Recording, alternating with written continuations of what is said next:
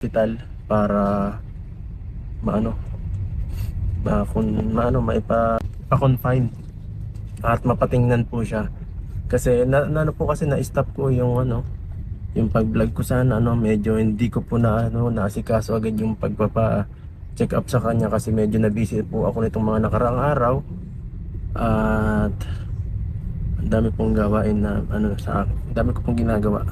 So saan? Arjen, nadaribog na ko ano gagawin. Bakit nasa kiras? Ya, ano sa loob din yung kayaan sa ako. Ikaw ba ito? Ako na mabuhat. Bakit di kayo nagtawag ng tricycle? Ngayon man. Dahil man kayo tricycle lang. Ha? Naka-hospital daw siya. Kaya nga kalapit. Hindi yun na rin nandis eh. Dahil naman yung kayaan sa ako. Hindi mo kayo buhatin? Ang gaba. Ay na yun. Subo ko pa. Kailan pa yan? Kailan pa yan? Kasi pag unyat lang. Ngayon lang? Higit na dito kayo. Tara! Kaya ko yan. Hawak na ako mabuhat. Kaya mo po ito po yan. Ang gusto yung tawag sila kahit sila iyan.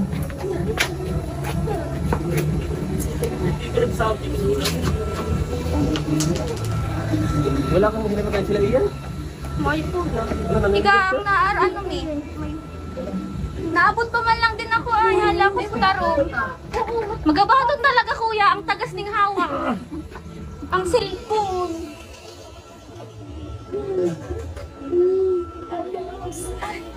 Halat.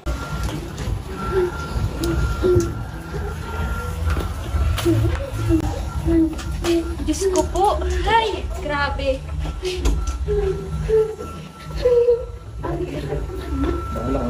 Para luhay.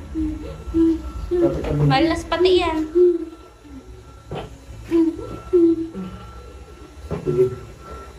Hindi mo kami nag-aaram ni Carla.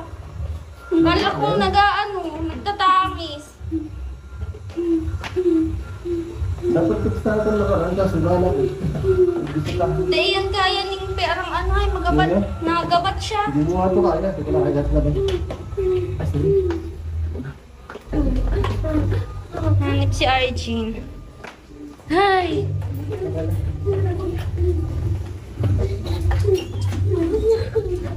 Ito na nga kaya? Kinalas ko ato. Miming, halas ka. Grabe.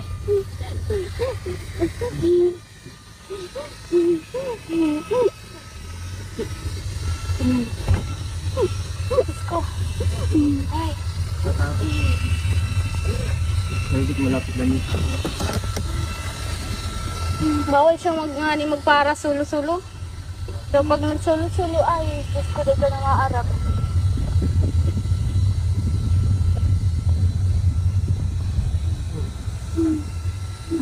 Kasi yata di kayo, di na makahingi. Nahanap ni nga ni si nebulizer. May umaanda kong pagkain manggayan.